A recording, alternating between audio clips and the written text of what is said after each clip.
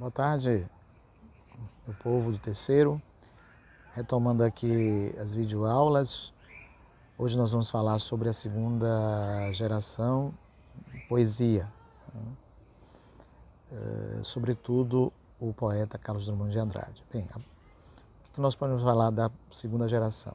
De forma geral, a segunda geração, a poesia, os poetas dessa geração vão retomar alguns recursos, algumas conquistas da geração de 22, da primeira geração modernista. A exemplo dos versos livres, dos versos da temática coloquial, da linguagem próxima à oralidade, do humor, do poema pílula. Então, grande parte dos poetas, a exemplo do próprio Drummond, vão utilizar esses recursos.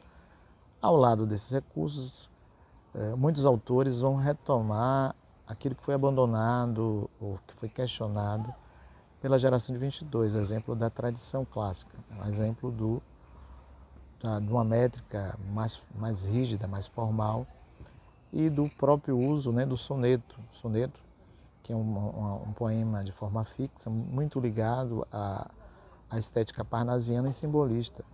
Então, há uma retomada, um equilíbrio entre os recursos, os avanços de 22 e a tradição clássica, alguns recursos da tradição clássica. Exemplo do soneto, dos usos, de um uso mais rígido da forma, que vai ser trabalhado, por exemplo, pelo Vinícius de Moraes. Vinícius, Cecília, ela existe em sua obra traços simbolistas que vão ser, de certa forma, retomados em sua obra. Bem, o Drummond, que é um dos grandes autores dessa fase, dessa segunda geração, é um autor multifacetado. Por que multifacetado? Porque a sua obra é marcada de várias etapas, de várias mudanças. A gente pode fazer assim de forma bem sintética, bem resumida, algumas fases pelas quais a obra de Drummond passou. Drummond, em sua primeira fase, é um poeta ainda ligado aos avanços da primeira geração modernista, alguns recursos. Ele utiliza por demais a linguagem prosa, o poema pílula, o poema piada, são recursos da primeira geração que vão ser retomados e ainda estão que são utilizados pelo Drummond em sua primeira fase. A partir da sua segunda fase, há uma mudança de perspectiva, uma vez que Drummond ele vai trazer em suas obras uma perspectiva mais social. Por exemplo, a temática da guerra vai estar muito presente na obra drummondiana, e esse sentimento de mundo, inclusive é uma das obras do autor, essa relação de esperança, de união entre os homens. Então, grande parte dessas obras, dessa fase, vão ser marcada por esse sentimento de pertencimento à humanidade, de acreditar na possibilidade de união entre seres humanos.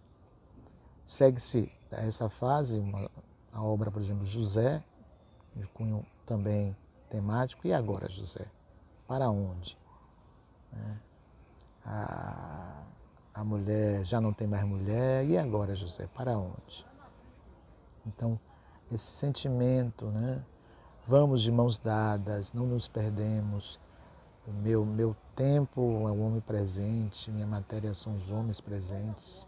Então, todo essa poética de pertencimento fazem parte dessa segunda etapa, dessa segunda fase do Drummond. Uma terceira fase, ele aí se volta também para uma perspectiva mais existencialista, mais filosófica, carregada de pessimismo e desilusão em relação à humanidade.